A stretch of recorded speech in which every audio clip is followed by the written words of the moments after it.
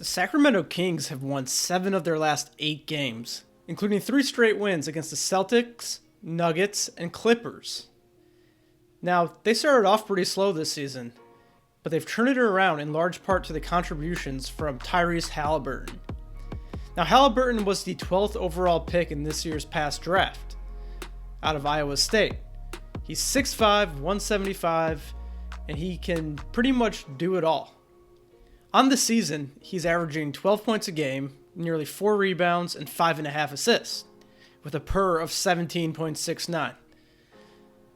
Now, even more impressive is his three-point shooting ability.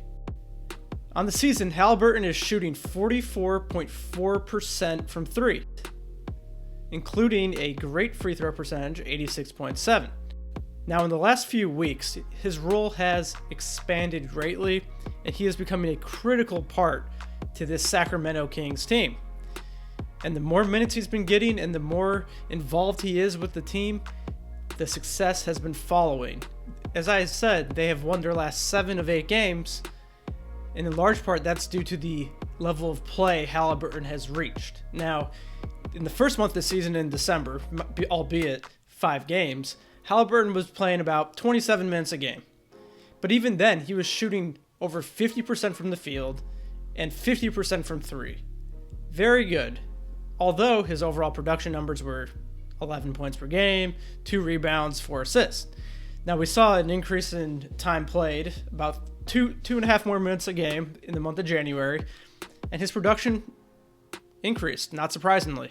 Although his shooting percentage went down slightly, his production across the board increased. Now, the most impressive thing here is this past month, 4 games into February, okay? So I said he played nearly 27 minutes a game in December. In February, he's playing just over 31. He is now attempting 2 more threes a game than he did at the start of the year, but he is shooting 54.2% from 3.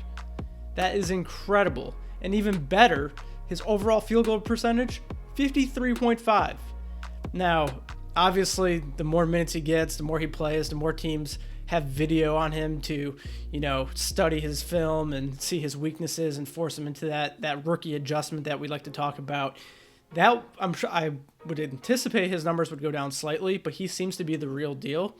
Now, in 31 minutes a game, he's averaging nearly 16 a game, 5.5 assists, 5 rebounds. Very well-rounded game. And in fact, he's a pretty solid defender. He's averaging 1.5 steals per game this month.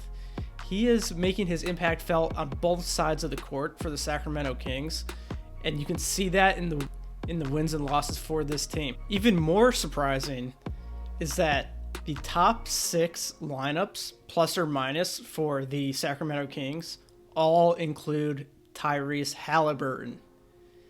For example, the best lineup, albeit only in 21 minutes played this season, was Harrison Barnes, Haliburton, Hield, Corey Joseph, and Whiteside. They are plus 24 on the season. The next closest one, plus 19. Now, this is a 120-minute lineup they've used, so it has stood the test of time.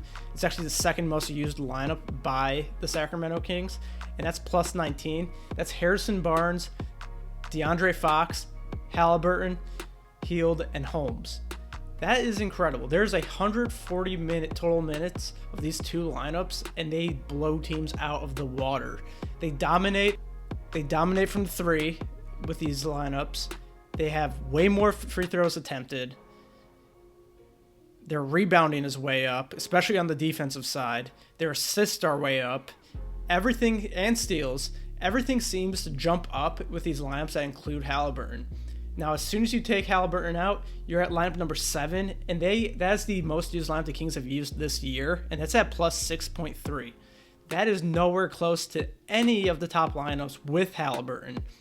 That just goes to show you why the Kings' success has dramatically flipped on its head the more Haliburton has gotten involved.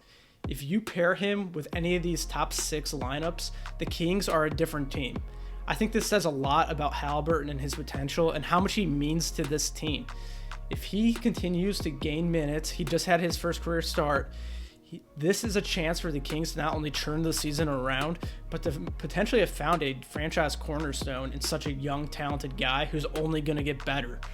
His efficiency is off the charts. I expect that to regress just a tiny bit, being a rookie. But if this continues, he might insert his name, if it's not already, into that Rookie of the Year candidate.